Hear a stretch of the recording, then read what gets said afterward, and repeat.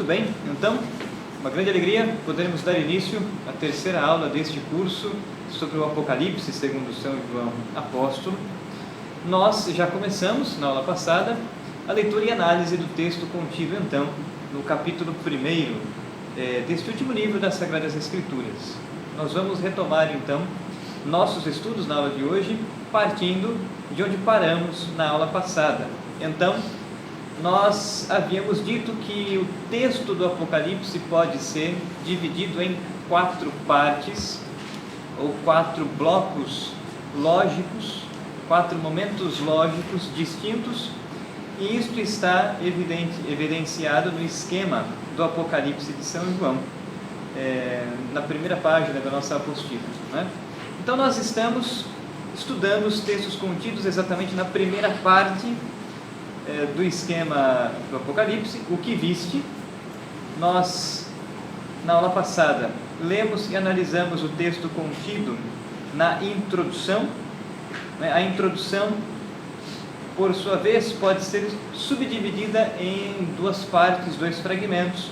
A introdução pode ser subdividida no prólogo e no cabeçalho epistolar. O prólogo é o texto contido no capítulo 1, versículos de 1 a 3, e o cabeçalho epistolar, a saudação e destinatários, é o texto contido no capítulo 1, versículos de 4 a 8. Nós já começamos a leitura do cabeçalho epistolar e nós terminamos, na aula passada, a leitura no versículo 6. Então, resta-nos analisar o versículo 7 e 8, ainda do cabeçalho epistolar. Nós vamos, então, ler o texto um pouco antes. Vamos ler o texto contido, então, no livro do Apocalipse, capítulo 1, versículo 4. Nós não vamos analisar o texto até o versículo 6, mas nós vamos reler para pegar o fio da meada e vamos analisar o versículo 7, que é muito importante, cujo conteúdo é muito denso. Então, Apocalipse 1, versículo 4. Vamos ler pela tradução da Bíblia de Navarro, né? João, às 7 igrejas da Ásia, graça e paz nos sejam concedidas por aquele que é, que era e que há de vir, pelos 7 Espíritos presentes diante do seu trono, e por Jesus Cristo, a testemunha fiel, o primogênito dos mortos, o príncipe dos reis da terra, aquele que nos ama, que pelo seu sangue nos libertou dos nossos pecados, que fez de nós um sacerdócio régio para Deus seu Pai, a Ele a glória e o poder pelos séculos dos séculos. Amém. Então, até aqui, nós havíamos lido e analisado na aula passada, né? É o cabeçalho epistolar, é uma saudação aos destinatários do texto, né? Seguindo adiante, o versículo 7 vai dizer o seguinte: Eis-no que aí vem sobre as nuvens, e todos os olhos o verão, até os que o trespassaram, e por causa dele se lamentarão todas as tribos da terra. Sim. Amém. Então, se os versículos anteriores saúdam os destinatários deste texto, o versículo 7 diz o motivo pelo qual o autor está escrevendo, né? Eis-no que aí vem sobre as nuvens, e todos os olhos o verão. Ou seja, São João está dizendo aqui que nosso Senhor virá. Nosso Senhor retornará. É a segunda vinda de Cristo, quando Ele vier então em glória, é a parousia. Eis-no que aí vem sobre as nuvens, e todos os olhos o verão. Todos os olhos. Ou seja, todas as pessoas o verão. Os santos e os réprobos, não é? Os que estiverem vivos e os que já tiverem morrido, e haverão de ressuscitar por ocasião da segunda vinda de Cristo. Eis-no que aí vem sobre as nuvens, e todos os olhos o verão, até os que trespassaram, ou seja, até os olhos dos maiores pecadores, estes o verão. E por causa dele se lamentarão todas as tribos da terra. Sim. Amém. Se lamentarão todos aqueles que estiverem no pecado. Não é? Porque imaginem vocês, né? Nós estamos esperando, nós temos esta esperança, virtude teologal, nós temos a esperança de que o Senhor virá, não é? Portanto, o aguardamos, portanto, permanecemos uma postura de vigilância e oração. Não é?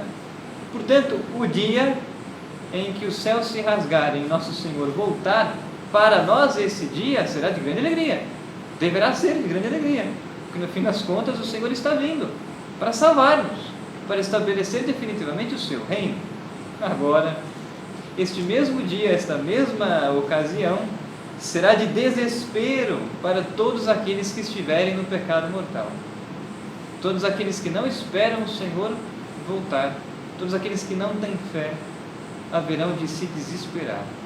O que para nós é motivo de esperança, para os mundanos é motivo de desespero. Não é? Pois bem, este versículo 7 traz à tona o conteúdo teológico de diversos outros textos das Sagradas Escrituras. Nós poderíamos citar aqui muitos, vamos citar apenas alguns. Eis que aí vem sobre as nuvens e todos os olhos o verão. Aquilo que está dito, por exemplo, nos Atos dos Apóstolos, capítulo 1, versículos de 9 a 11, esse texto evoca exatamente a parousia, né? Porque se nós lermos então Atos dos Apóstolos, o autor sagrado vai dizer: depois de dizer isso, Jesus foi elevado à vista deles e uma nuvem o ocultou aos seus olhos. É a ascensão do Senhor, né? Continuavam olhando para o céu enquanto Jesus subia. Eis que apareceram-lhes então 2 homens vestidos de branco, que a tradição da igreja sempre os identificou como anjos, que lhes disseram, é o versículo 11 do capítulo 1 de Atos dos Apóstolos: homens da Galileia, por que ficais aqui parados, olhando para o céu? Esse Jesus que do meio de vós foi elevado ao céu, virá assim, do mesmo modo como vistes partir para o céu. Né? Então, em Atos dos Apóstolos, nós temos aqui a promessa de que o Senhor retornará, de que o Senhor voltará, Ele virá para julgar os vivos e os mortos.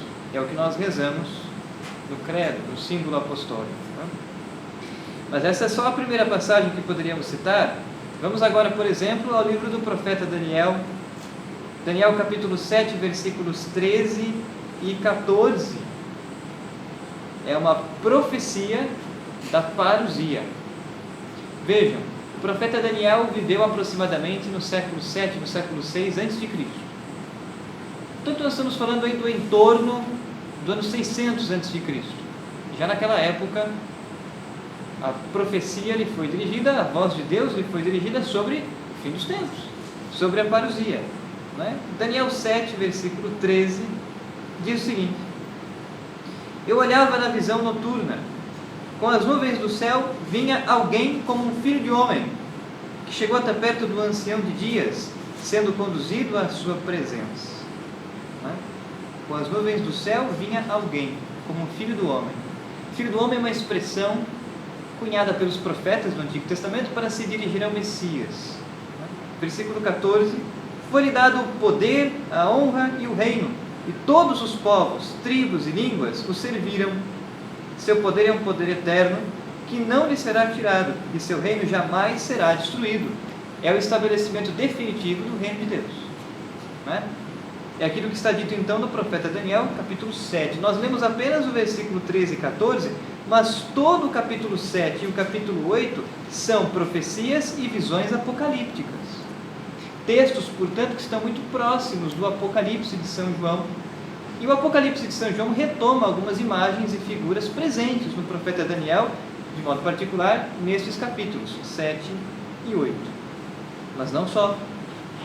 Fizemos uma citação dos Atos dos Apóstolos, fizemos uma citação do Antigo Testamento, façamos agora algumas citações eloquentes do Evangelho. Então, por exemplo, se fôssemos ao Evangelho de Mateus 24, versículos 29 a 31, aqui Cristo, nosso Senhor, está dizendo sobre a sua segunda vinda. Isso é Evangelho, né? Aliás, em Mateus capítulo 24, a partir do versículo 15, Cristo começa a falar da grande tribulação, que a igreja padecerá antes do seu retorno. Se nós começarmos ali o texto no versículo 15 do capítulo 24 de Mateus, o texto sagrado vai dizer o seguinte: quando virdes, pois, a abominação desoladora de que falou o profeta Daniel, instalada no lugar santo, o leitor o entenda, os que estiverem na Judéia fujam para as montanhas. Quem estiver no terraço não desça para apanhar coisa alguma em casa. E quem estiver nos campos não volte para trás pegar o manto. Haverá então grande tribulação, como nunca houve desde o início do mundo até agora, e nunca mais haverá. Se aqueles dias não fossem encurtados, ninguém escaparia, mas por causa dos eleitos serão encurtados. Versículo 23. Se então alguém vos disser, aqui está o Cristo, ou ali está, não acrediteis. Surgirão falsos cristos e falsos profetas que farão grandes prodígios e maravilhas para enganar, se possível, até os eleitos. Então Cristo está descrevendo aqui a grande tribulação. Do versículo 15 ao versículo 28, Cristo descreve a grande tribulação pela qual a igreja vai passar no final dos tempos.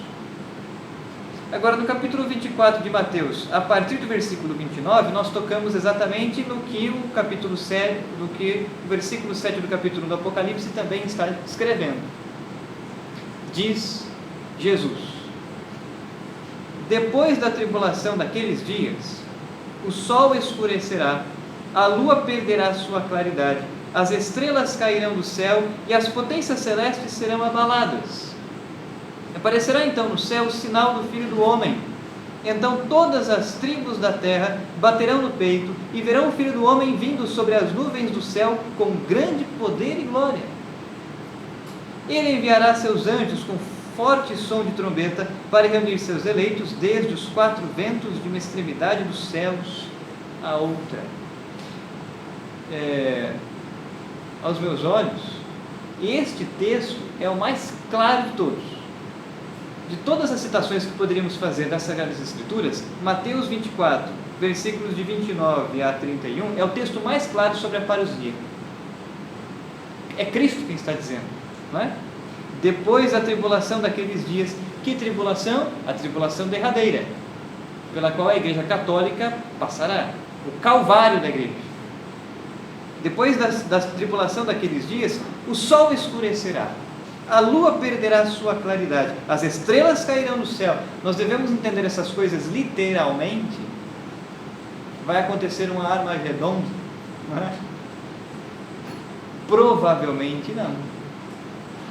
Nós temos o sentido literal do texto, mas a verdade teológica provavelmente está sob a letra, na interpretação espiritual do texto. Porque o que essas coisas significam na visão dos santos padres, por exemplo, e Santo Agostinho vai por esta linha, Santo Ambrósio também, não é?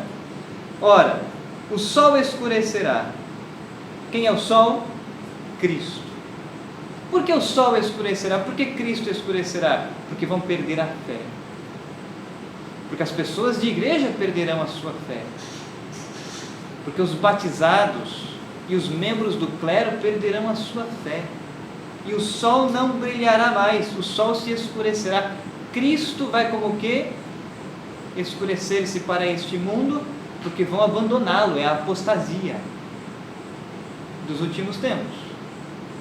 A lua perderá sua claridade. Na visão dos santos padres, o que significa a lua? A igreja. Como a lua, astrofísico, reflete a luz do sol, assim a igreja, esposa de Cristo, corpo místico de Cristo, reflete a glória de Cristo neste mundo. A lua perderá sua claridade. Por quê? Porque a igreja vai ser perseguida por dentro e por fora. Seus membros perderão a fé. A lua escurecerá, perderá sua claridade. As estrelas cairão do céu. Quem são as estrelas, meus irmãos? Os bispos, os padres, os teólogos, que não têm vida interior, que não têm vida de oração, que não têm fibra, que não têm têmpera, que traíram a nosso Senhor. As estrelas que nosso Senhor os constituiu para serem como estrelas, ou seja, brilharem, refletirem a luz de Cristo, estes cairão do céu, que é a igreja. As potências celestes serão abaladas. A igreja católica é o céu que se irrompe, que aparece aqui nessa vida terrena. Ora, As potências celestes serão abaladas, as estruturas da igreja serão abaladas. Diga vocês, não é isso que estamos vendo nos nossos tempos? Não é? Façamos então uma leitura dos sinais dos tempos, porque já afirmamos, não é novidade, estamos em um tempo apocalíptico. Isso não quer dizer que estamos aqui prevendo que Nosso Senhor voltará amanhã, depois, daqui um ano, dois, não. Mas nós estamos em tempos difíceis. Não é? Aparecerá então no céu o sinal do Filho do Homem. O sinal do Filho do Homem é a sua cruz. E aqui o sentido é muito obscuro. Então todas as tribos da terra baterão no peito e verão o Filho do Homem vindo sobre as nuvens do céu, com grande poder e glória. Verão o Filho do Homem. É o que o profeta Daniel estava dizendo outrora. Aliás, Cristo, no versículo 15 do mesmo capítulo 24 de Mateus, vai citar o profeta Daniel. Cristo está dizendo sobre a sua segunda vinda, sua vinda em glória. Verão o Filho do Homem vindo sobre as nuvens do céu com grande poder e glória. Ele enviará os seus anjos com forte som de trombeta para reunir os seus eleitos desde os quatro ventos, de todos os cantos e recantos da terra, de uma extremidade à outra dos céus. Nosso Senhor reunirá os santos para que possam então entrar nos novos céus e na nova terra. É a parousia, é Evangelho, não é? Esse é, na minha opinião, o texto mais eloquente sobre a parousia, mas nós temos outros. Por exemplo, também no Evangelho, Marcos 13, 24. Marcos 13, 24 e 27 vai dizer o seguinte: naqueles dias, porém, depois dessa tribulação, o sol escurecerá e a lua perderá o seu clarão, as estrelas cairão do céu e as potências celestes serão abaladas, e então verão o Filho do Homem vindo nas nuvens com grande poder e glória. Ele enviará os seus anjos para reunir os seus eleitos dos quatro ventos, da extremidade da terra à extremidade do céu. É um evangelho sinótico, ou seja, semelhante, com algumas diferenças, mas trazendo o mesmo conteúdo teológico. Não? E por fim, Lucas, Evangelho de São Lucas, capítulo 21, versículo 25, 27, vai dizer o seguinte: haverá sinais no sol, na lua e nas estrelas, na terra as nações ficarão angustiadas, apavoradas com o bramido do mar e das ondas, as pessoas desmaiarão de medo só em pensar no que vai acontecer ao mundo, que as potências celestes serão abaladas. Então verão o Filho do Homem vindo numa nuvem, com grande poder e glória. Quando essas coisas começarem a acontecer, reerguei-vos e levantai a cabeça, porque está próxima a vossa libertação. Vejam, né? Quando estivermos passando pela grande tribulação, deixa eu dizer algo a vocês, não estamos ainda, não estamos. Se a coisa está feia, né? Dentro e fora da igreja, dentro da igreja e na nossa sociedade, eu digo a vocês, ela vai ficar muito pior. Nós ainda não estamos na grande tribulação, né? Nós vamos sofrer, enquanto igreja, corpo místico de Cristo, muito mais do que ora nós estamos sofrendo. Quando essas coisas começarem a acontecer, porém, todavia, quando a grande tribulação cair sobre nós e formos perseguidos, ultrajados, humilhados por crer no Evangelho, porque, meus irmãos, não pensem em vocês que dentro dos seminários, das faculdades de teologia, quem crê nestas coisas é admirado. Meus irmãos, quem crê nestas coisas e quem reza é ultrajado e perseguido pelo mundo e pelos que se dizem de igreja, não é? Abramos nossos olhos. Mas quando essas coisas começarem a acontecer, o que diz Nosso Senhor no Evangelho? Fugir? Tendes medo? Escondei-vos? É claro que não, não é? Quando estas coisas começarem a acontecer, reerguei-vos e levantai a vossa cabeça, enfrentai com coragem, não é? Porque está próximo a vossa libertação.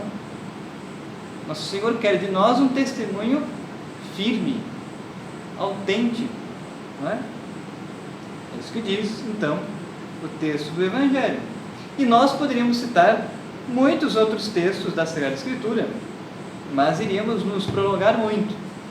Só então, para ilustrar que esta verdade de fé, da segunda vinda de Nosso Senhor, o juízo final, é uma verdade de fé católica e tem fundamentos nas Sagradas Escrituras, no magistério da Igreja. Aliás, quem quiser ler um pouco mais sobre isso, eu indicaria a vocês alguns parágrafos do Catecismo da Igreja Católica, este mais recente, promulgado no Pontificado de João Paulo II. Por exemplo, os parágrafos 675 até o parágrafo 677, o Magistério da Igreja, porque este é um texto oficial do Magistério da Igreja, páginas esquecidas do nosso catecismo.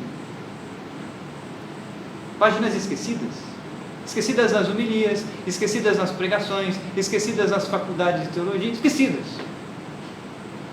Infelizmente esquecidas. Mas Magistério da Igreja, que diz o seguinte, parágrafo 675: antes do advento de Cristo, a Igreja deve passar por uma aprovação final que abalará a fé de muitos crentes. A perseguição que acompanha a peregrinação dela na terra desvendará o mistério da iniquidade, sob forma de uma impostura religiosa que há de trazer aos homens uma solução aparente aos seus problemas à custa da apostasia da verdade.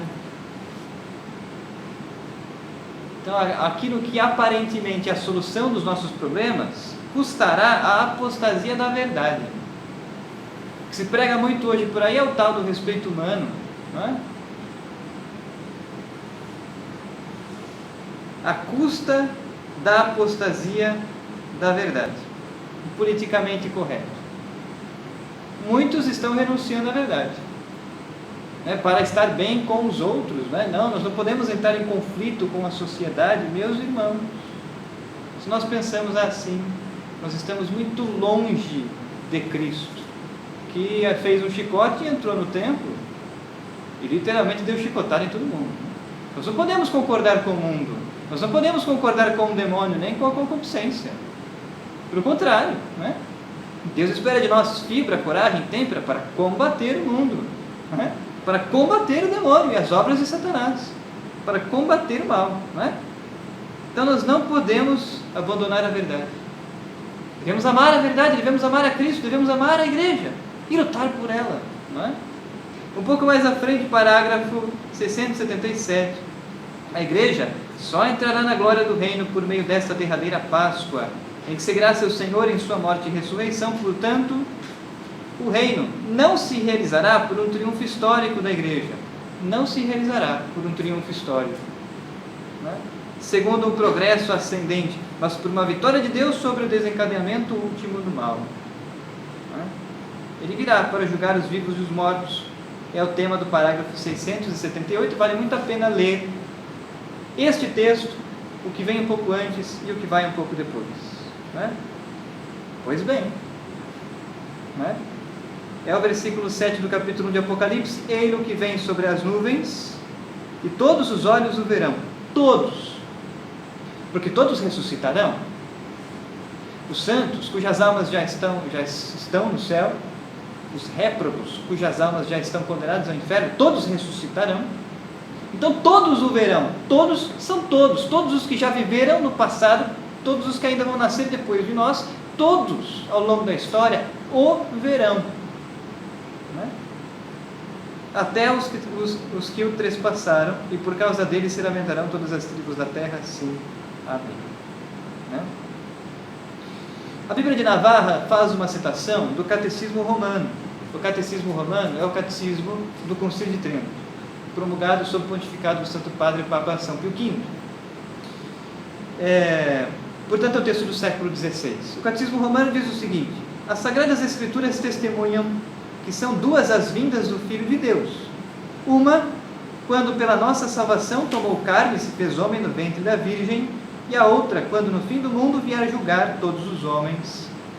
E assim, como desde o princípio do mundo foi sempre muito desejado de todos aquele dia do Senhor, em que se revestiu de carne humana, porque tinham posta neste mistério a esperança de sua redenção, assim também, depois da morte do Filho de Deus e de sua ascensão ao céu, desejamos nós, com afeto veemente, o outro dia do Senhor, aguardando a felicidade prometida e a vinda gloriosa do grande Deus.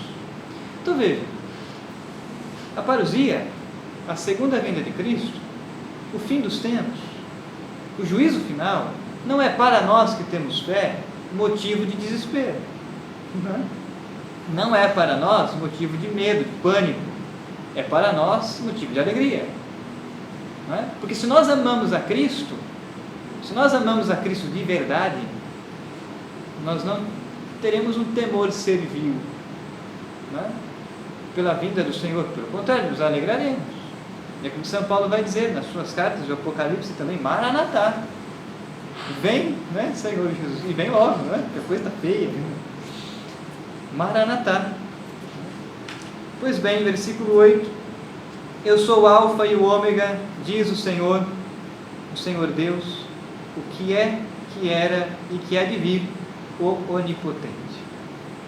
E com o versículo 8 termina então o cabeçalho epistolar, termina a introdução, né?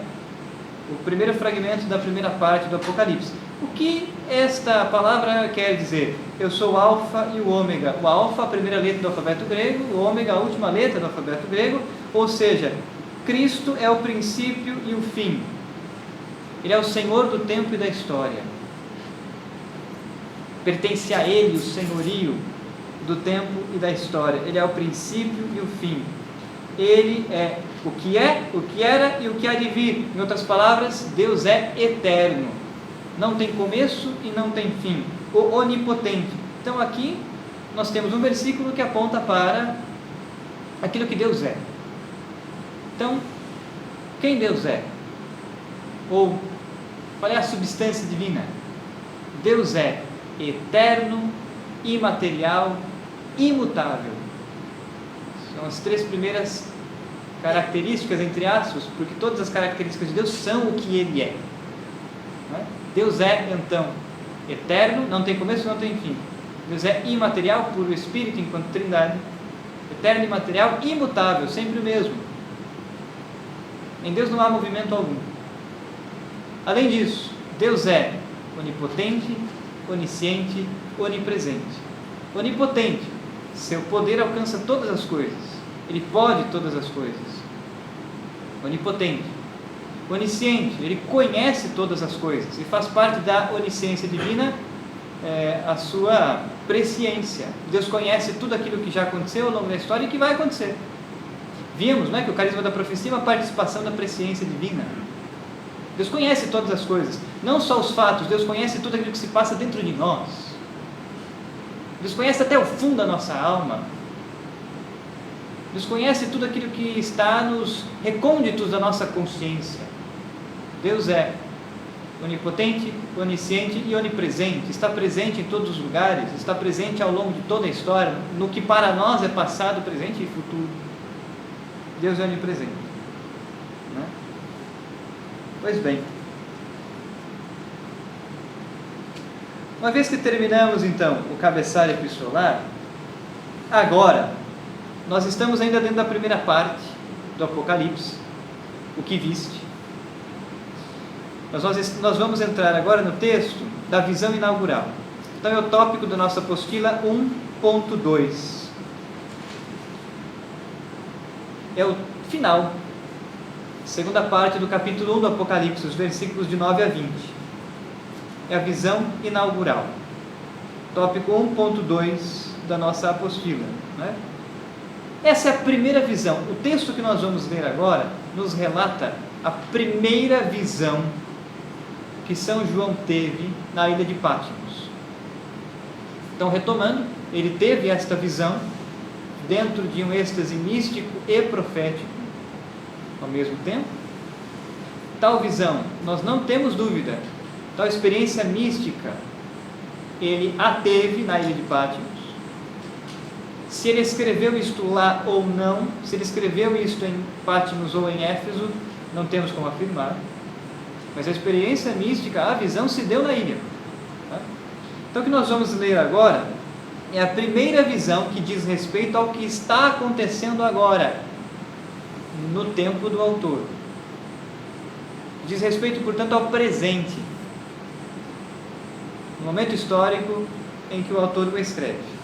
Nós vamos ler então este texto primeiro, tal como ele está na tradução da Bíblia da CNBB, depois vamos retornar à Bíblia de Navarra para então analisarmos versículo a versículo. Então, Apocalipse 1, versículo 9 até o 11, diz o texto sagrado: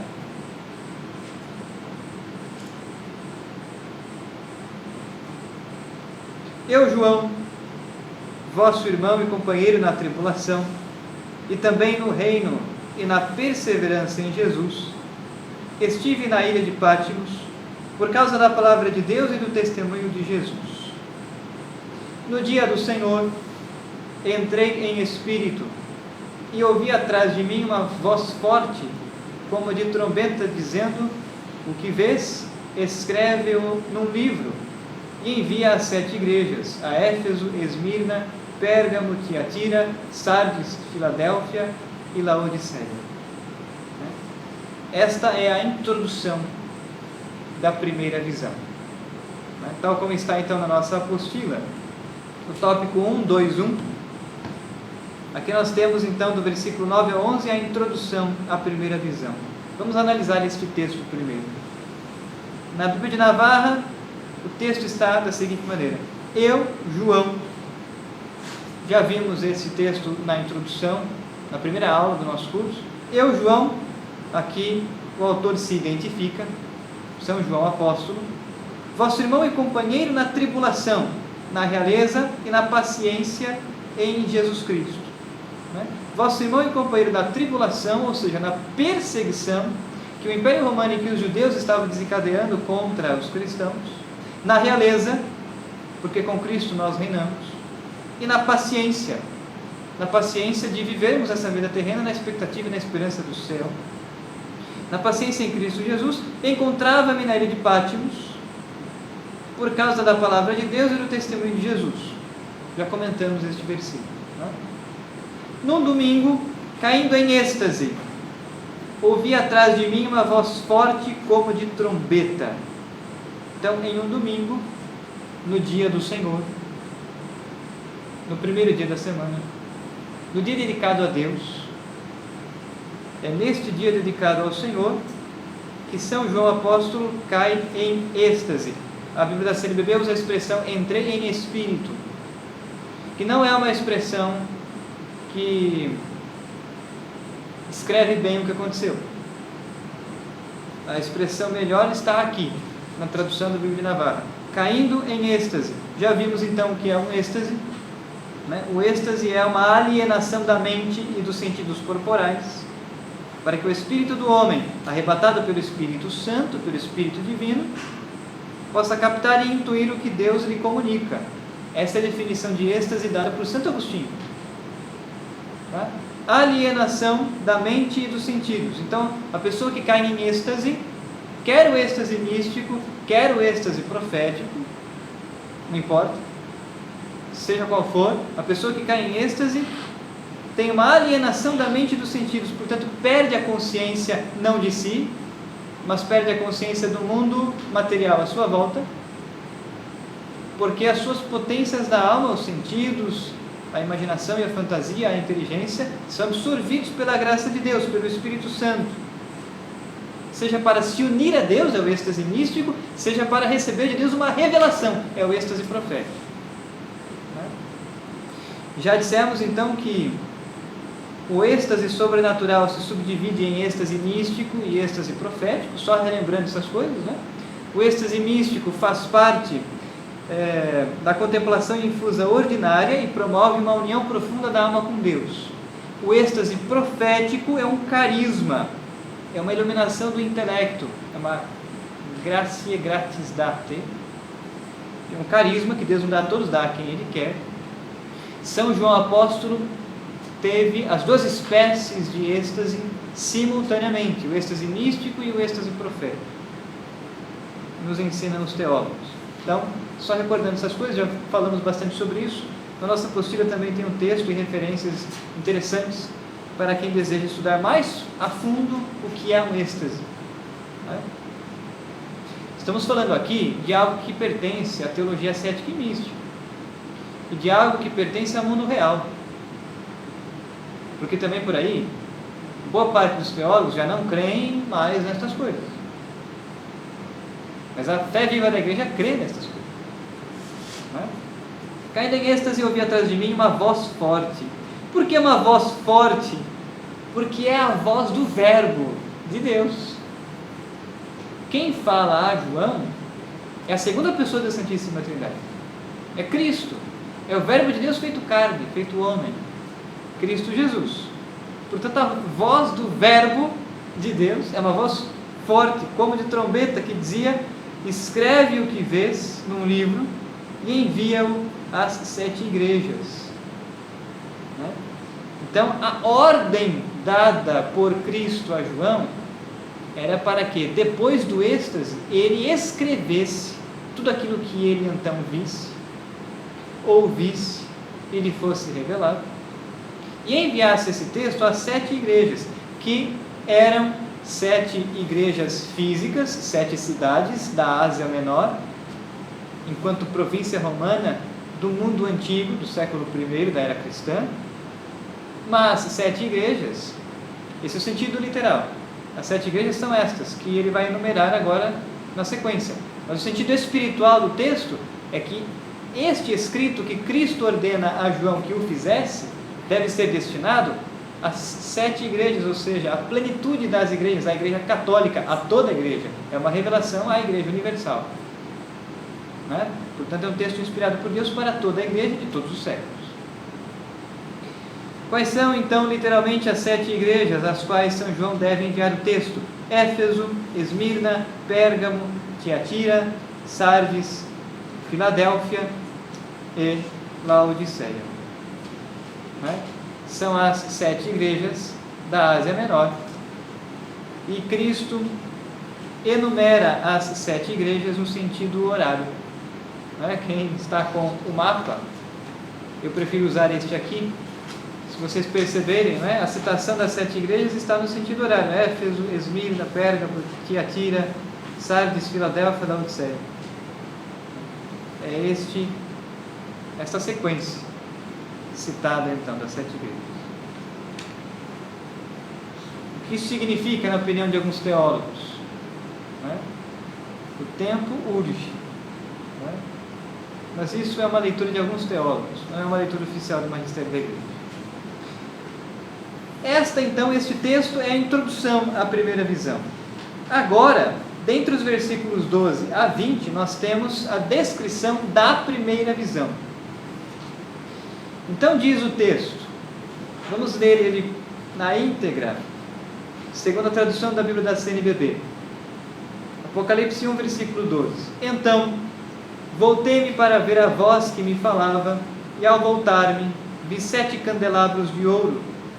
No meio dos candelabros havia alguém semelhante a um filho do homem, vestido com uma túnica comprida e com uma faixa de ouro em volta do peito. Sua cabeça e seus cabelos eram brancos como lã alvejada, igual a neve, e seus olhos eram como chama de fogo. Seus pés eram semelhantes ao bronze quando brilha no forno, e sua voz era como a voz de águas torrenciais.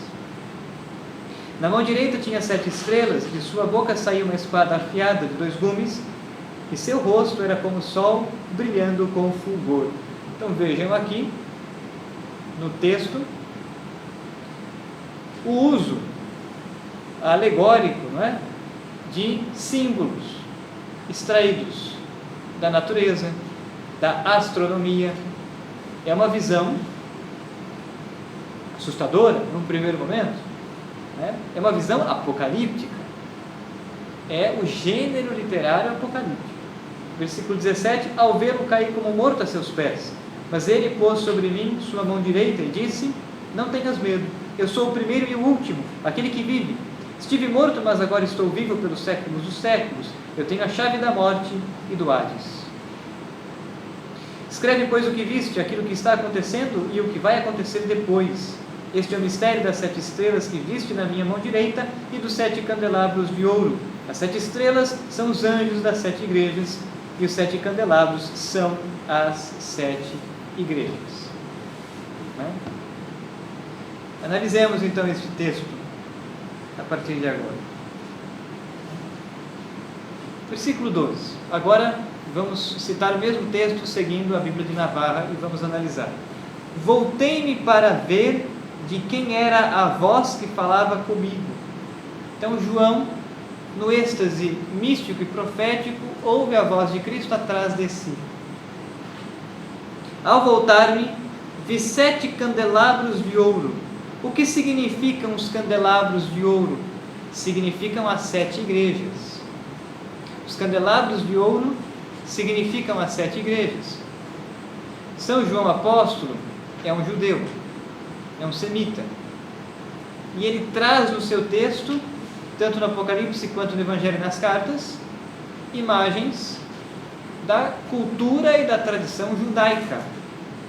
O candelabro de ouro pertencia ao templo e significava, na tradição judaica, a luz de Deus sobre o templo, né? Os 7 candelabros de ouro simbolizam as 7 igrejas, simbolizam a Igreja Católica, em todos os lugares do mundo. Por quê? Porque da mesma maneira como os candelabros de ouro iluminam, assim a igreja é chamada a iluminar o mundo. Não é isso que Nosso Senhor vai dizer, por exemplo, em Mateus capítulo 5, versículos 14 e 16? Vós sois o sal da terra, vós sois a luz do mundo. Não se acende uma lâmpada para colocá-la debaixo da cama, né? Se acende uma lâmpada para colocá-la no alto de um candeeiro, para que ilumine. Vós igreja, sois o sal da terra e a luz do mundo. Então, tal como o candelabro de ouro ilumina com sua luz natural, assim, alegoricamente, a igreja deve iluminar o mundo que jaz nas trevas do demônio, que jaz nas trevas do maligno. Assim, a igreja deve iluminar o mundo com a luz da verdade, com a luz do Evangelho, com a luz da graça. E víamos há pouco citando os textos do Evangelho, não é? Que a luz da lua, nos últimos tempos, escureceu. Não é? Os candelabros de ouro significam as 7 igrejas.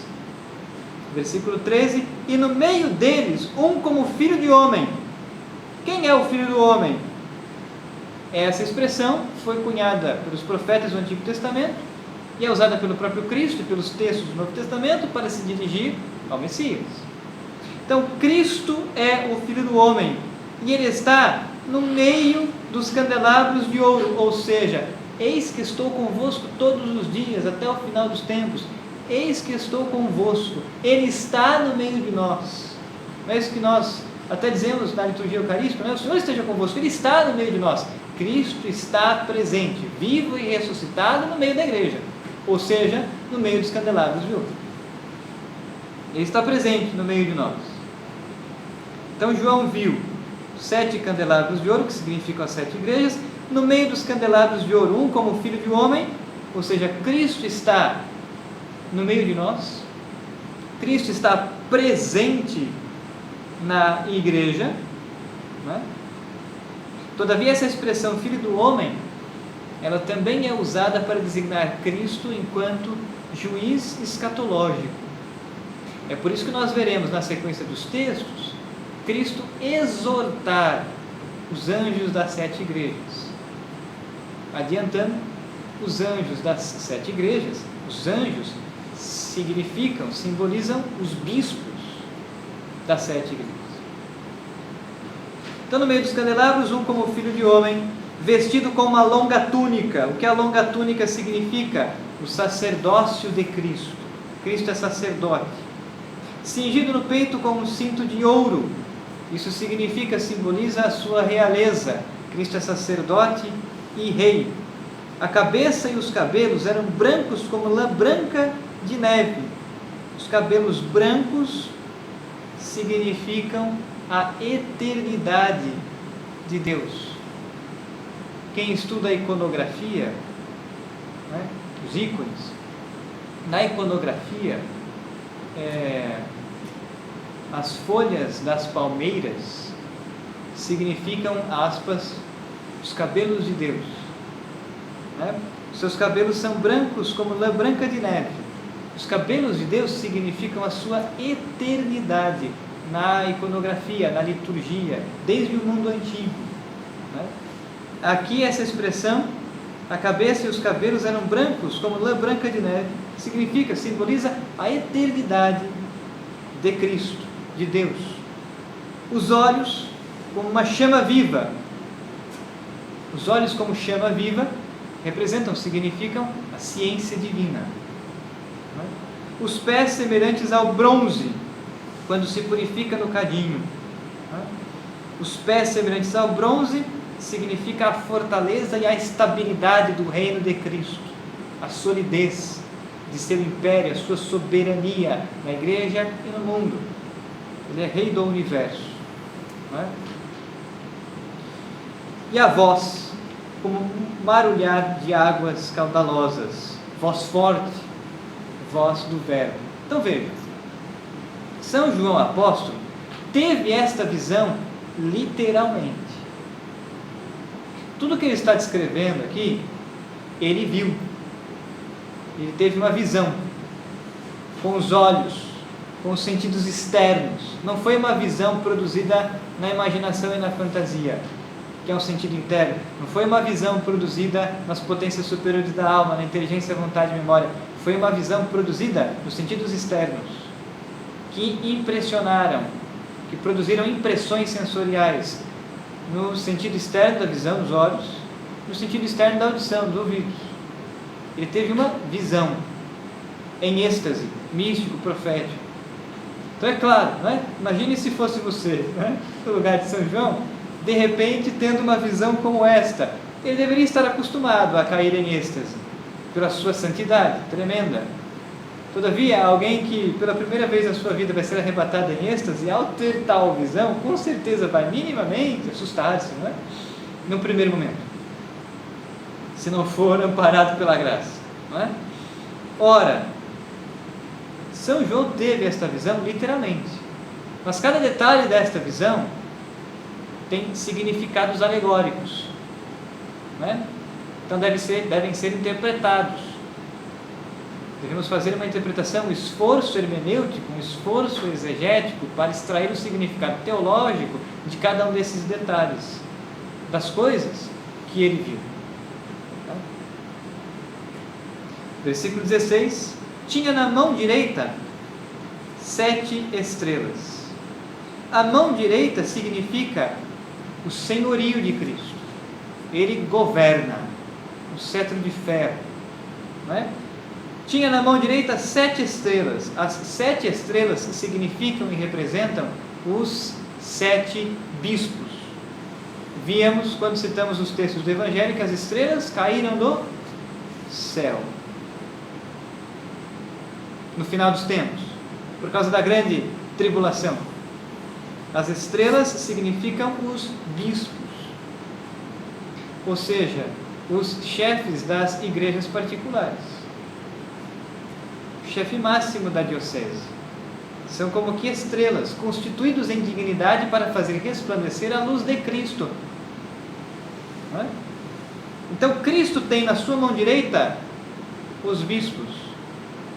Cristo tem na sua mão direita, Cristo tem o senhorio sobre a igreja, o senhorio sobre o clero, o senhorio sobre os bispos. Saía-lhe da boca uma espada de 2 gumes. Ora, o que é a espada de 2 gumes? Que sai da boca de Cristo na visão significa. A espada de 2 gumes significa o Evangelho, a palavra de Deus, a voz do Verbo, tal como está dito, por exemplo, em Hebreus capítulo 4, versículo 12. E vale a pena pegar esse texto, se nós fôssemos a carta aos Hebreus, Hebreus capítulo 4, versículo 12, vai dizer o seguinte: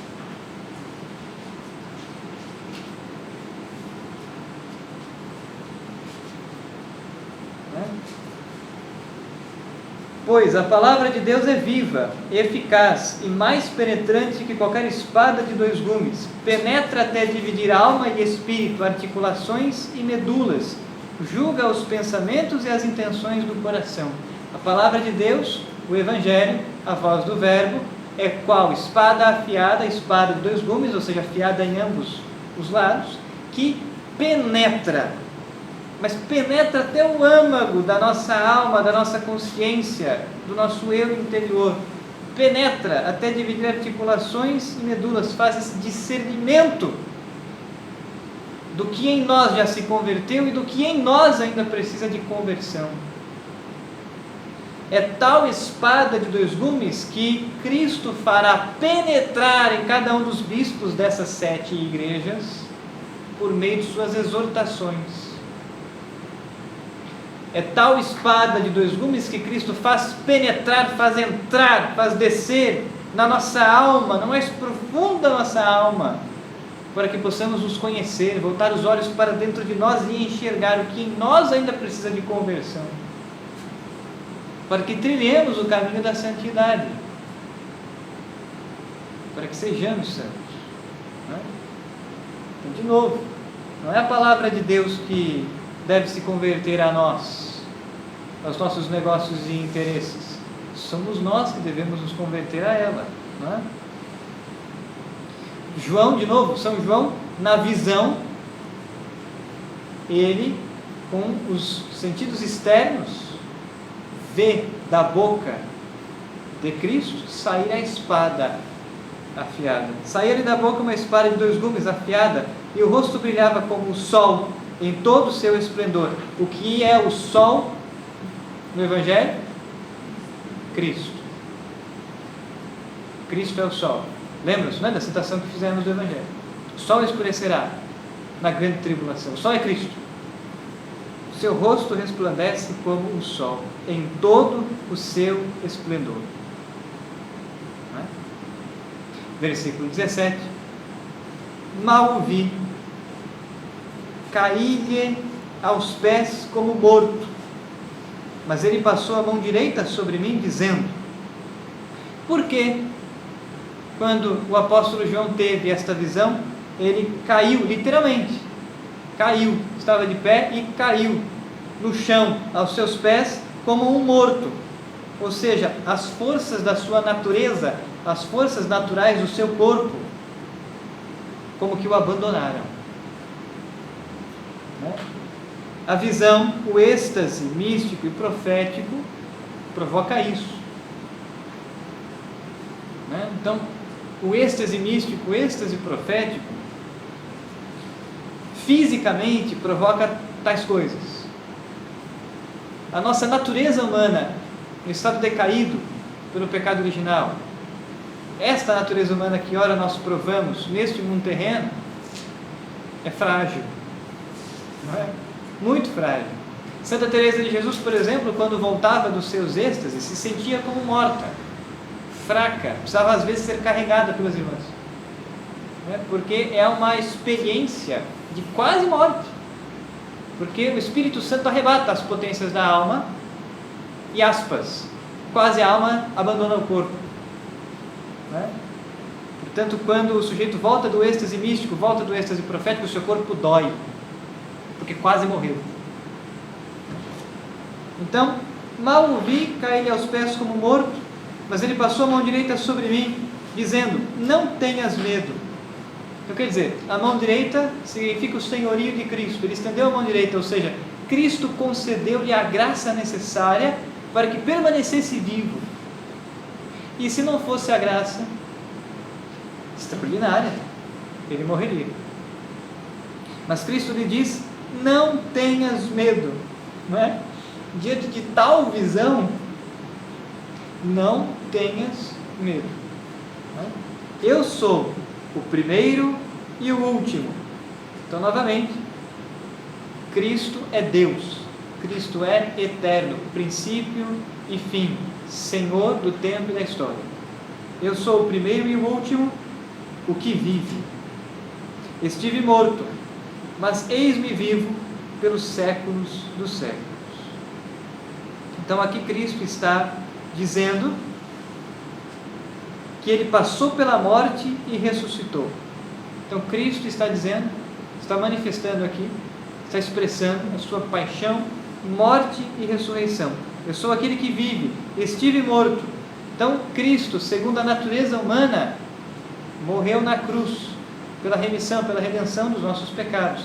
Cristo, enquanto Verbo, Cristo, enquanto Deus, jamais morrerá, porque é incapaz de morrer, porque morrer vai contra a sua própria natureza e essência. Mas Cristo, enquanto homem, pôde morrer na cruz, né, para saldar a dívida dos nossos pecados. E o que é a morte?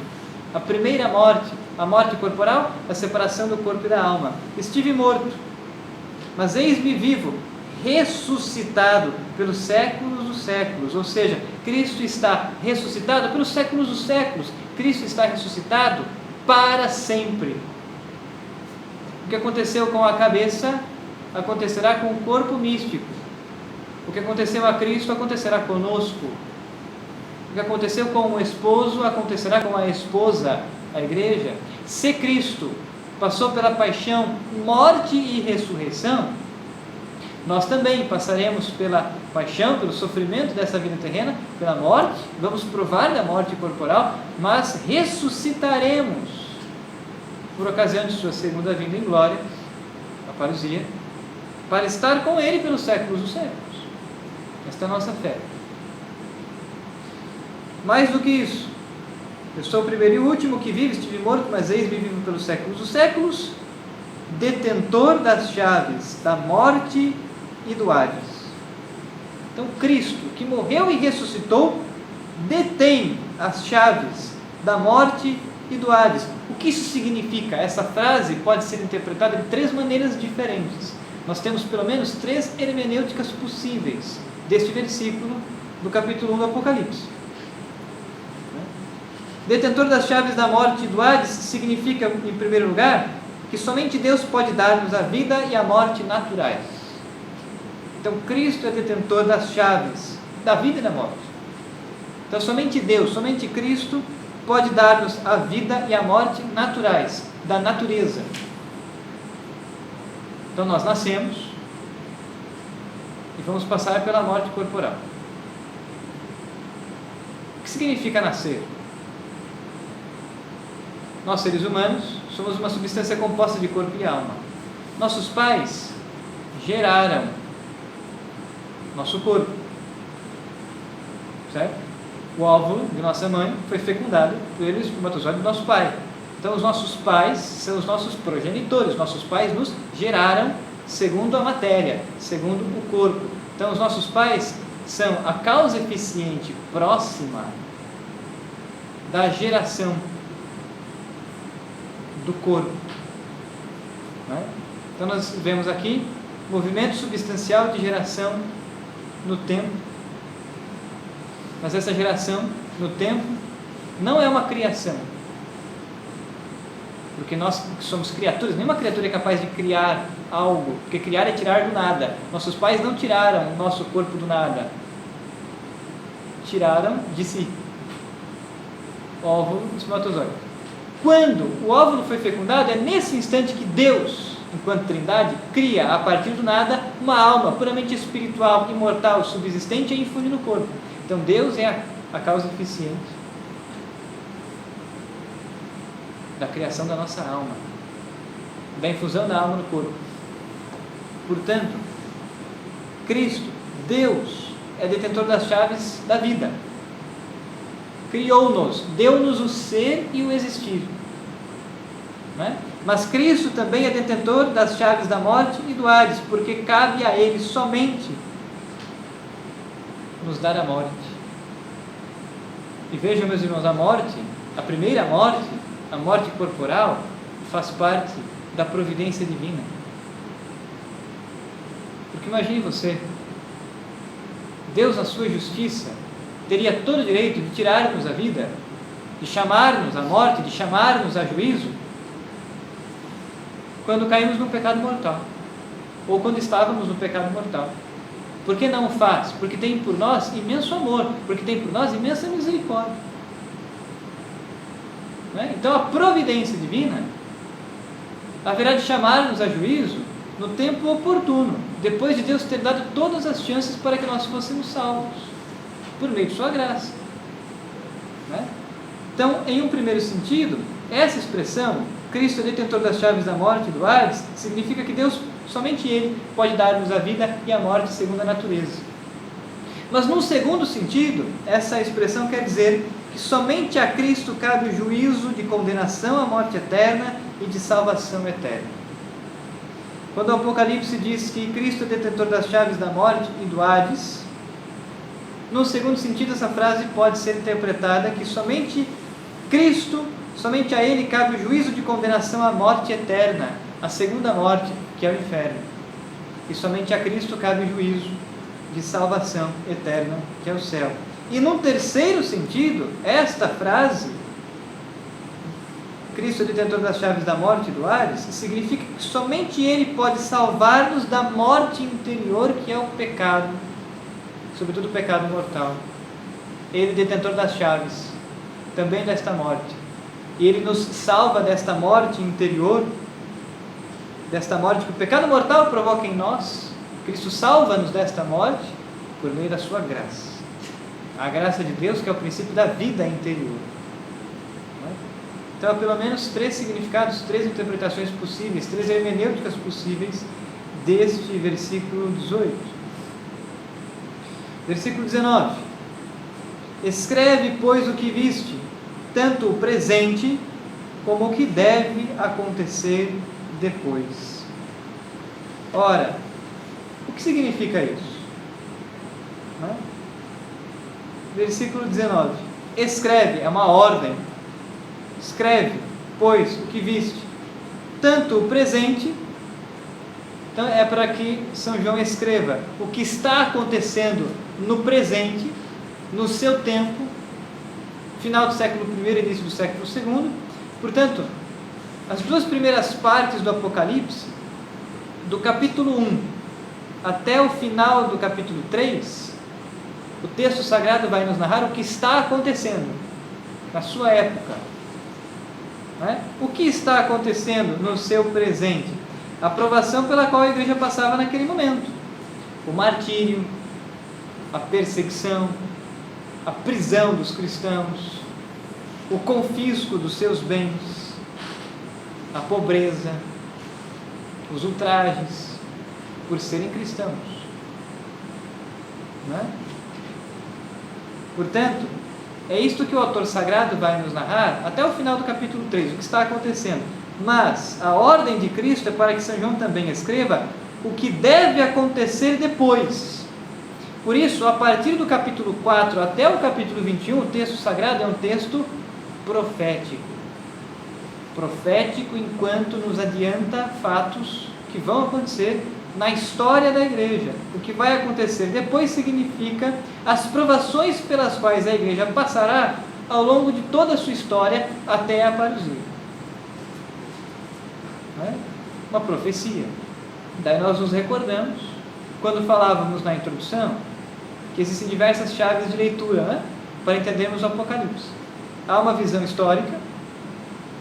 De fato, São João está descrevendo o que estava acontecendo no seu tempo, até o final do capítulo 3, mas depois, a partir do capítulo 4, a profecia se dirige para o que vai acontecer. Versículo 20. Eis o mistério das 7 estrelas que viste na minha mão direita e dos 7 candelabros de ouro. As 7 estrelas são os anjos das 7 igrejas, ou seja, os anjos das 7 igrejas são os bispos. A palavra anjo vem do grego agelos. Agelos significa enviado, mensageiro. Daí que os anjos de Deus, enquanto espíritos puros, os anjos de Deus são anjos apenas quando exercem uma missão que lhe foi designada, um ofício, quando são enviados. Assim, o arcanjo Gabriel foi enviado à Virgem Maria. Assim, o arcanjo Rafael, o arcanjo Miguel são enviados, são mensageiros. Assim, os nossos anjos da guarda são enviados de Deus para nos acompanhar ao longo dessa peregrinação da vida terrena. Tal como os anjos, que são anjos, quando exercem a sua missão, Deus também designou os bispos para uma missão específica, os enviou para serem os chefes das igrejas particulares, das suas dioceses. Então, essa expressão aqui, os anjos das 7 igrejas, significa, propriamente, os bispos, que foram enviados por Deus para sustentar e dirigir as igrejas. E os 7 candelabros são as 7 igrejas. E se são as 7 igrejas, literalmente são as 7 igrejas citadas aqui na Ásia Menor, mas alegoricamente é toda a igreja. Todas as dioceses, ao longo de toda a história, é a igreja católica, ao longo de todos os séculos. Pois bem, então aqui termina a visão inaugural. Aqui termina também a primeira parte do nosso esquema do Apocalipse de São João. Aqui termina o capítulo 1 do Apocalipse. Essa visão inaugural, os elementos constitutivos dessa visão inaugural, as características dessa visão inaugural, vão ser retomadas agora no capítulo 2 e 3. Essa visão inaugural diz respeito de modo particular ao que está acontecendo no tempo do autor do texto. Então, a partir de agora, nós vamos entrar na segunda parte do Apocalipse. Nós vamos estudar os capítulos 2 e 3. É o tópico 2 da nossa apostila, aquilo que está acontecendo. Ora, este tópico 2 da nossa apostila pode ser subdividido em 2 partes. A primeira parte é o capítulo 2, a segunda parte é o capítulo 3. Então, no segundo tópico, aquilo que está acontecendo, nós vamos ver as cartas à igreja de Éfeso, Esmirna, Pérgamo e Tiatira. Estas 4 cartas enviadas a estas 4 igrejas são narradas no capítulo 2 do Apocalipse. Depois, as cartas a Sardes, Filadélfia e Laodiceia são narradas no capítulo 3. E o autor sagrado vai retomar, então, as características dessa primeira visão, nesses capítulos. Então, vamos ler agora o tópico da nossa apostila 2.1.1.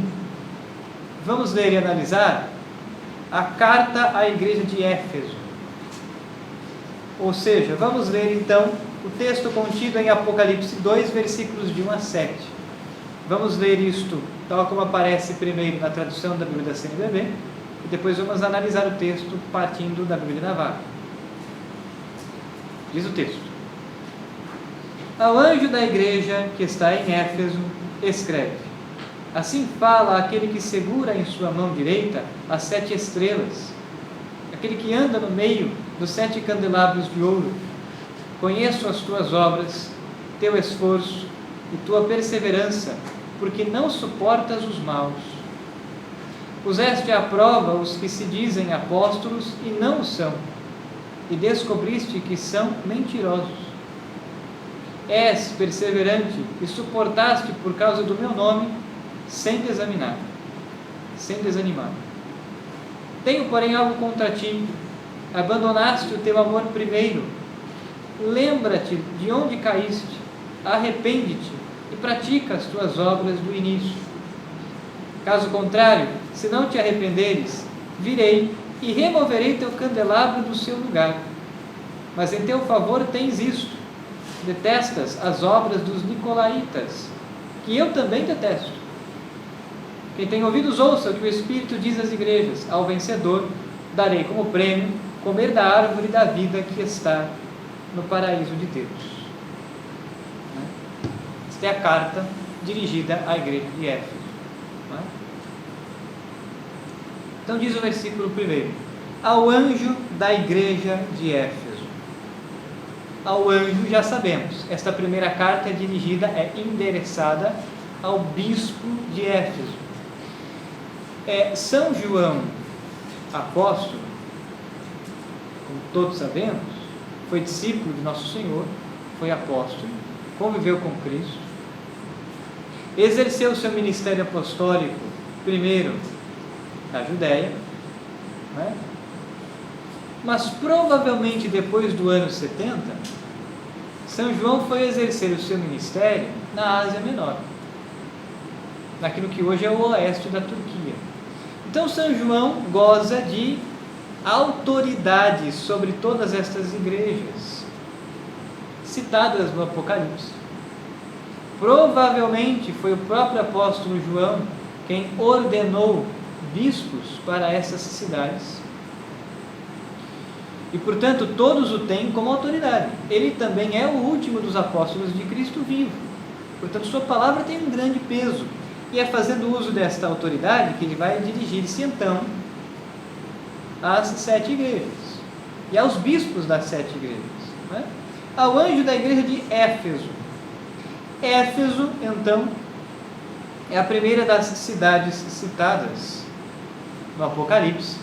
Quem está acompanhando com o mapa, Éfeso fica ali, muito próximo de Samos, que é uma ilha bem grande, onde já dissemos, viveu Pitágoras, né? Samos.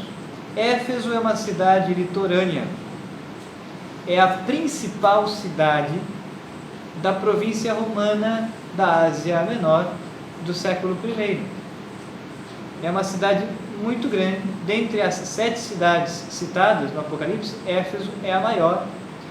E dentre as cidades vizinhas, Éfeso é menor apenas do que Alexandria, que é menor apenas do que Roma.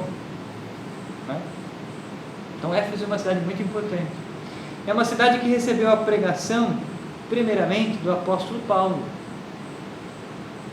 E São Paulo, quem fundou as primeiras comunidades cristãs em Éfeso, foi o primeiro que passou por ali pregando o Evangelho.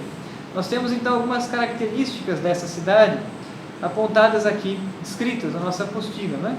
Éfeso era uma cidade portuária, com grande atividade comercial, portanto uma cidade próspera, rica, uma metrópole do Império Romano. Era considerada naquela época a maior metrópole da Ásia Menor, o centro cultural, comercial e religioso de maior prestígio na província romana da Ásia. Entre as cidades do Próximo Oriente, somente Alexandria a ultrapassava em população. No aspecto religioso, distinguia-se pelo culto à deusa Artemisa ou Diana. Então, quer dizer, o culto pagão estava estabelecido na cidade de Éfeso e em todas as outras cidades do Império Romano. O que eu quero dizer com culto pagão? O culto aos deuses greco-romanos, além do culto ao imperador. Né? São Paulo fundou a igreja de Éfeso e ali pregou durante 3 anos, quase 3 anos, com notável êxito. Conta São Lucas que ali a palavra do Senhor se propagava com força e se robustecia. Vemos isso em Atos 19 e 20. Mais tarde, São Paulo incumbiu Timóteo de dar continuidade ao trabalho começado por ele. Isso está em 1 Timóteo, capítulo 1, versículo 3. Foi a cidade cristã mais importante desta região na antiguidade, sobretudo depois da queda de Jerusalém, no ano 70. Não se sabe ao certo quando São João assumiu a responsabilidade pastoral de Éfeso e das igrejas na região. Alguns dizem que São João assumiu o seu ministério apostólico depois do ano 70, provavelmente. Mas os historiadores, os exegetas, não são unânimes neste dado. Mas foi nesta cidade que ele passou os seus últimos anos e ali se venera o seu túmulo. Então, nós também sabemos, com certeza, que São João, depois de ter saído do exílio, retorna a Éfeso e ali vai viver por algum tempo e ali ele morreu. E o seu túmulo é venerado ali, até os dias de hoje. Portanto, a ordem de Cristo é esta: ao anjo da igreja de Éfeso escreve. Escreve o quê? Isto diz aquele que tem as 7 estrelas na mão direita. Quem é aquele que tem as 7 estrelas na mão direita? Cristo. O que são as 7 estrelas na mão direita?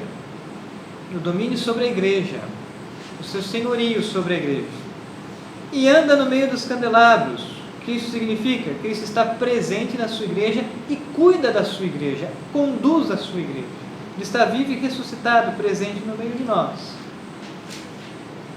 Conheço as tuas obras, conheço o teu labor e a tua paciência.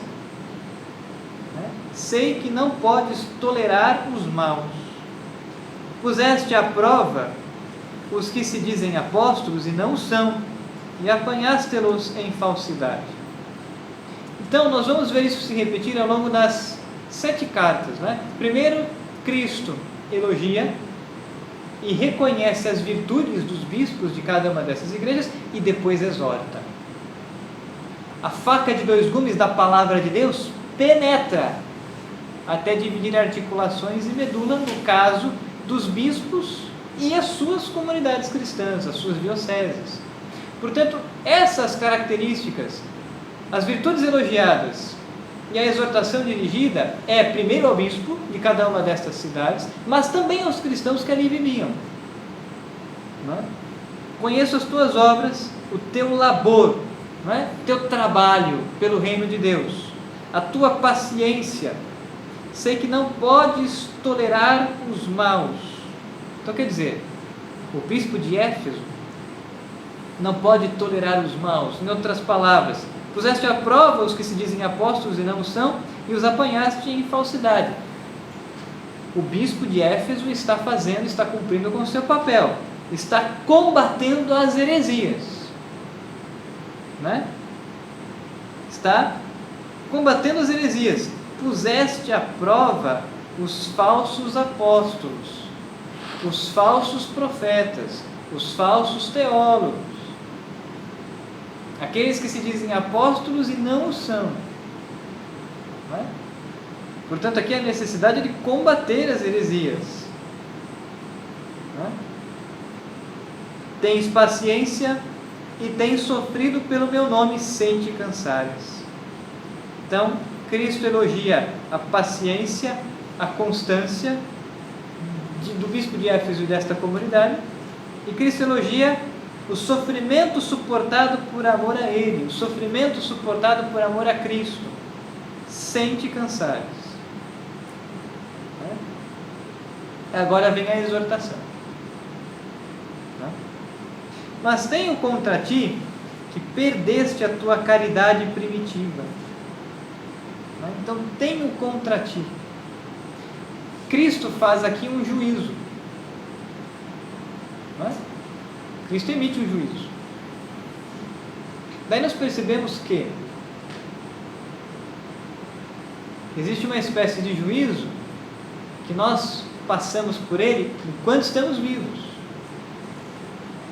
Esse juízo é o juízo da palavra de Deus, que é qual espada de 2 gumes penetrante,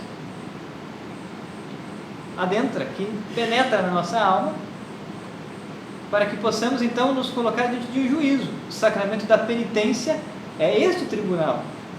Este exame de consciência é este juízo diante de Deus. Então, Deus também olha para nós e diz: tenho contra ti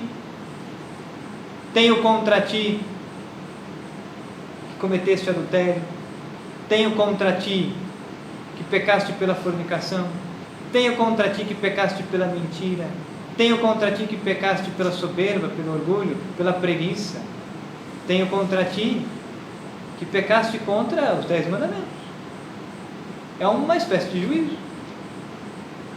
Uma segunda espécie de juízo é juízo pessoal, juízo particular, depois da morte corporal. Uma terceira espécie de juízo é juízo final, escatológico.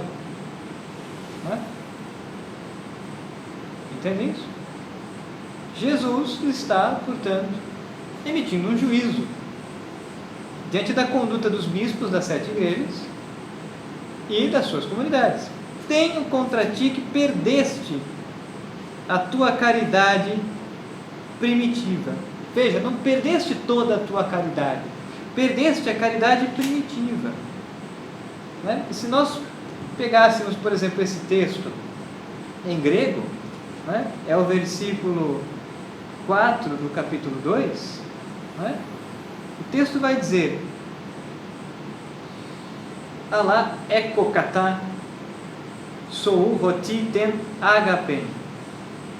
A palavra usada aqui é agapen, agape, que é o amor em máximo grau, é o amor de sacrifício, é o amor que nos leva a dar a vida pelo outro, sacrificar-se pelo outro. Na língua grega nós temos 3 espécies de amor, não é? O ágape, que é este amor de oblação, de sacrifício, não é? O filia, que é o amor amizade, entre amigos, e o eros, que é o amor de desejo, passional, de união. A palavra usada no grego é o ágape, ou seja, tenho contra ti que perdeste este amor que lhe tornava capaz de sacrificar-se por amor a mim, de sacrificar-se por amor ao próximo, de sacrificar-se por amor ao Evangelho. Tu perdeste essa caridade primitiva. É isto que tenho contra ti. Ou seja, este amor de maturidade, este amor de martírio. Porque o que será pedido destes cristãos de Éfeso? O martírio.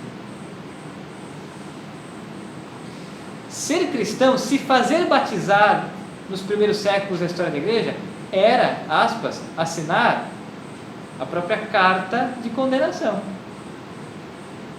Se fazer batizar nos primeiros séculos da era cristã, era assumir sobre si o risco da prisão e do martírio. Tornar-se bispo, então, era praticamente assinar, não é, o contrato de martírio. Tenho contra ti que perdeste a tua caridade primitiva, aquela caridade, aquele amor que lhe fazia sacrificar-se. Tu precisarás deste amor, porque serás mártir. Em outras palavras, é isso que Cristo está dizendo, é isso que Cristo está exortando nas entrelinhas ao bispo de Éfeso e aos cristãos de Éfeso. Sereis perseguidos e precisareis crescer na maturidade desta caridade que suporta tudo, por amor a Cristo e a verdade do Evangelho. Veja, Jesus aqui não está amansando o discurso. Jesus nunca amansa o discurso. Não é? O que ele diz no Evangelho de São João? No mundo tereis tribulações, no mundo tereis aflições, sereis perseguidos por causa de mim.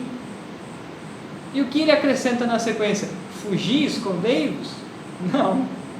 Tende coragem, porque eu venci o mundo. Não é? Jesus não amansa o discurso. E por que não amansa o discurso? Porque ele nos quer santos. Ele quer de nós virtudes heróicas, quer de nós que sejamos santos. E a sua graça nos sustenta. Não é? O que Cristo exigiu dos seus bispos nos primeiros séculos, o que Cristo exigiu dos cristãos nos primeiros séculos, é isso que Cristo exigirá de nós, meus irmãos, nos nossos tempos. Maturidade, fibra, têmpera, não é? Para combater o bom combate, para trilhar o caminho da santidade. Não é? Versículo 5: lembra-te, pois, de onde caíste, arrepende-te e faze as obras de antes. Não é? Pronto, aqui nós temos um caminho perfeito para seguirmos nessa quaresma, um caminho perfeito para seguirmos de penitência. Não é? Lembra-te significa reconhece os seus pecados. Lembra-te, faça um exame de consciência, não é? Reconhece os teus pecados, reconhece de onde caíste, reconhece que o pecado é como uma queda ético-moral, que nos faz perder a graça e entrar num estado de distanciamento de Deus quanto à graça. Não é? Lembra-te, reconhece, arrepende-te. Não é? Lembra-te, faça o exame de consciência, de onde caíste, dos teus pecados, arrepende-te, tem um coração contrito, um coração humilhado diante de Deus, e faze as obras de antes, ou seja, retoma a vida de santidade, retoma a vida cristã, os compromissos batismais, retoma a vida de oração, retoma a vida de penitência, de mortificação, de luta contra o pecado mortal, de luta contra o pecado venial, de luta contra as tentações, de luta contra o mundo demoniacal.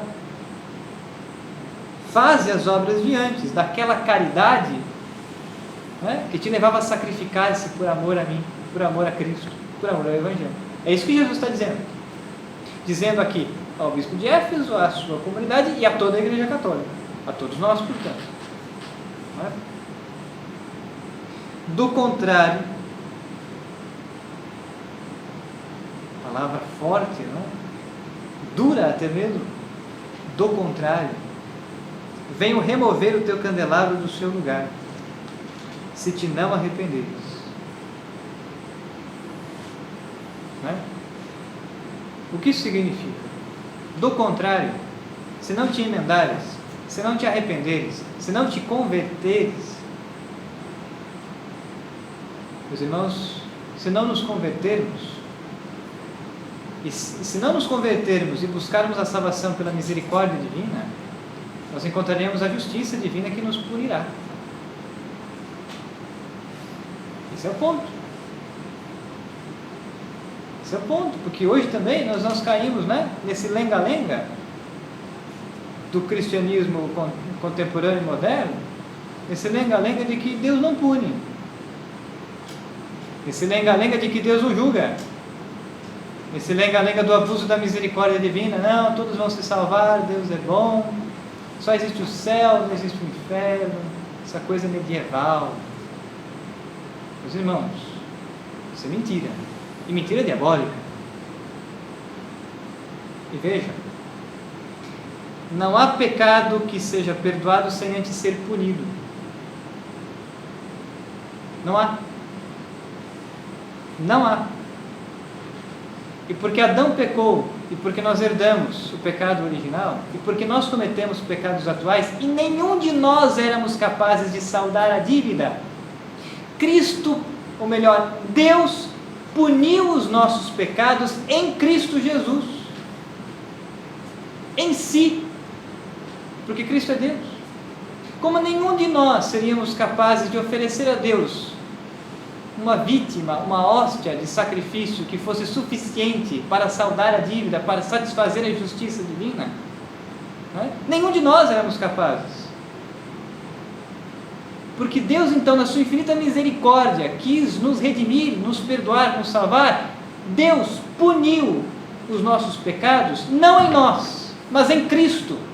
Por isso, Cristo é a vítima de expiação pelos nossos pecados, porque Deus puniu nele mesmo as nossas culpas. Ele carregou sobre si as nossas culpas. Não é isso o que o profeta Isaías vai dizer no capítulo 53, e nós vamos ler na sexta-feira santa. Não há pecado que seja perdoado sem antes ser punido. O pecado só é perdoado quando a justiça divina é satisfeita. E como Deus nos ama e não quis satisfazer a sua justiça nos condenando ao inferno, quis nos salvar, Ele satisfez sua justiça em seu Filho, Cristo Jesus. É a primeira leitura desse segundo domingo do tempo da quaresma, não é? Abraão. Deus, que não permitiu que Abraão matasse o seu próprio filho, entregou o seu no nosso lugar, em sacrifício pelos nossos pecados. Então, lembra-te de que tu custastes sangue do Verbo encarnado até a última gota derramada no alto do madeiro da cruz, sacrifício de Cristo pela nossa salvação, pela nossa redenção. E a misericórdia divina então nos absolve dos nossos pecados, porque Ele tomou sobre si as nossas culpas, se fez vítima por nós. Agora, Cristo, que já realizou a obra da nossa redenção, e nós podemos tomar parte nessa redenção por meio da fé, dos sacramentos, da conversão. Imagina quanto não será a ousadia e a culpa se nós, diante da oportunidade de salvação, continuarmos e perseverarmos nos nossos pecados. Aspas, seria um tapa na cara de Deus. Olha, o Senhor fez aí tudo isso, o Senhor morreu na cruz por mim, mas eu quero continuar aqui com a minha vida de pecado. Para mim, o que o Senhor fez aí não significa nada. Quando cometemos um pecado mortal, nós estamos dizendo isso para Deus. Então, ou a gente leva a nossa vida cristã e a nossa salvação a sério, ou, meus irmãos, a justiça de Deus nos punirá. Essa é a verdade. Tenho contra ti. Do contrário, se não te arrependeres, venho remover o teu candelabro do seu lugar. O que isso significa para o bispo de Éfeso? Tu perderás tua diocese, e os teus se perderão. Venho remover o teu candelabro do seu lugar, né? Se não te arrependeres. Ou seja, é a consequência do juízo divino, diante da impenitência. É a consequência do juízo divino, diante da falta de conversão daquele homem, daqueles cristãos, e nossa. Não é? Versículo 6. Tens, no entanto, a teu favor, o fato de detestares as obras dos nicolaítas, que eu também detesto. De novo, isto é palavra de Deus. Acho que todos vamos concordar, não é? Isso é palavra de Deus. O que a palavra de Deus está aqui nos dizendo? Não, passa a mão aí na cabeça destes hereges, tolera, vamos levar na boa, né? Vamos tolerar, vamos conviver, vamos ser acolhedores. É isso que a palavra de Deus está dizendo para fazer? Tens, no entanto, a teu favor o fato de detestares as obras dos nicolaítas. Quem eram os nicolaítas? Os hereges do primeiro século.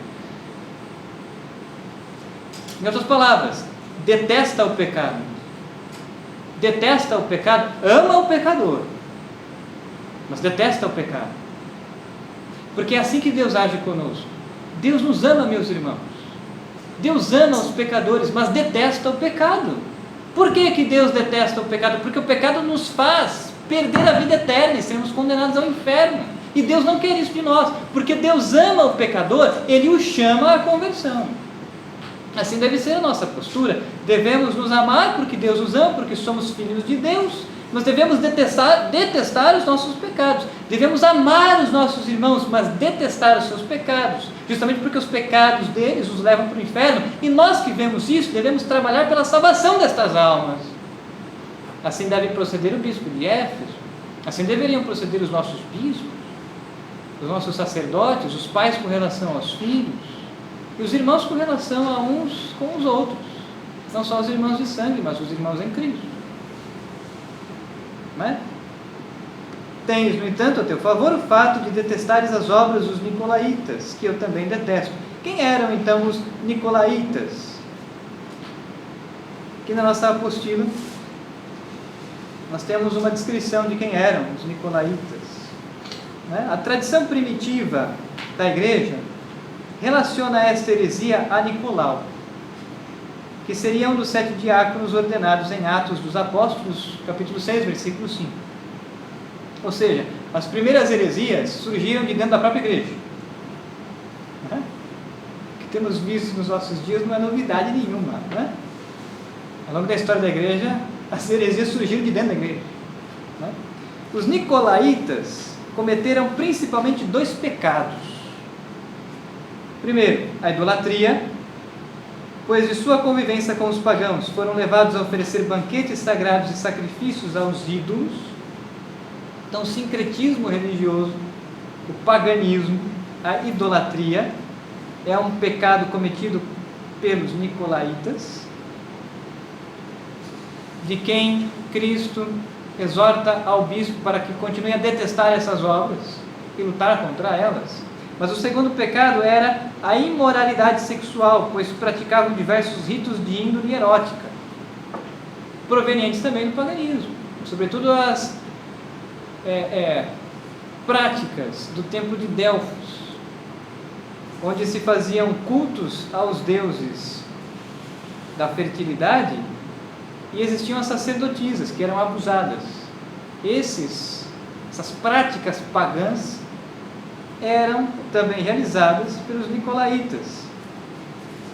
Ora, Deus detesta o pecado porque o pecado nos afasta da eterna salvação. Não é? Devemos também nós detestar então o mal e o pecado e trabalharmos contra as falsas doutrinas, contra o mal, contra o pecado, claro. porque amamos os pecadores, devemos trabalhar pela sua conversão. Porque desejamos a eterna salvação, devemos trabalhar pela nossa salvação, renunciando ao pecado, detestando os nossos pecados, nos arrependendo, nos convertendo deles. Versículo 7. Quem tem ouvidos, ouça o que o Espírito diz às igrejas. Ao vencedor, darei a comer da árvore da vida que está no paraíso de Deus. E com este versículo nós terminamos também a aula de hoje. Quem tem ouvidos, ouça. Não é? O que essa expressão quer dizer? Quem tem ouvidos, ouça. Quem tem o coração aberto, entenda. Quem busca a verdade, a encontre. Quem tem ouvidos, ouça. Ouça o quê? Ouça o que o Espírito Santo diz às igrejas. Então veja, as igrejas aqui está no plural. Porque embora ele está se dirigindo a Éfeso, estas verdades reveladas se dirigem a todas as igrejas e a toda a igreja católica. Quem tem ouvido, ouça o que o Espírito Santo revela, diz às igrejas. Ao vencedor, o que é o vencedor? O vencedor é aquele que combateu o bom combate, que cultivou a vida de oração, a penitência, a mortificação, que lutou contra as tentações, que lutou contra o pecado, que lutou contra o mundo, o demônio e a carne. Ao vencedor, que cresceu na virtude e em virtudes heróicas, auxiliado pela graça, pelos dons ordinários do Espírito Santo, que trilhou o caminho de santidade. Ao vencedor, aos santos, darei a comer da árvore da vida que está no paraíso de Deus. Ora, o que é a árvore da vida? A árvore da vida, na nova e eterna aliança, é a cruz de nosso Senhor Jesus Cristo. A cruz de madeira é qual árvore da vida, porque desta árvore da vida, que é a cruz de nosso Senhor Jesus Cristo, dela pende os frutos da nossa eterna salvação, os frutos da nossa redenção. A cruz é esta árvore da vida, na nova e eterna aliança. O Cristo crucificado, seu corpo e sangue que nos é dado a comer, a beber na Eucaristia. Este é o fruto da árvore da vida, já nesta vida terrena, mas também o fruto da árvore da vida, a salvação eterna, é a visão beatífica, o prêmio da Jerusalém do alto, a cidade de Deus, a vida eterna, portanto, a união da alma com Deus. Ao vencedor darei isto. Ao vencedor não darei glórias desse mundo terreno. Ao vencedor não darei fama. Ao vencedor não darei dinheiro. Ao vencedor não darei prazeres. Ao vencedor não darei poderes terrenos. Não darei. Ao vencedor darei o quê? Os frutos da árvore da vida, a eterna salvação, a vida eterna, Jerusalém do alto, a cidade de Deus.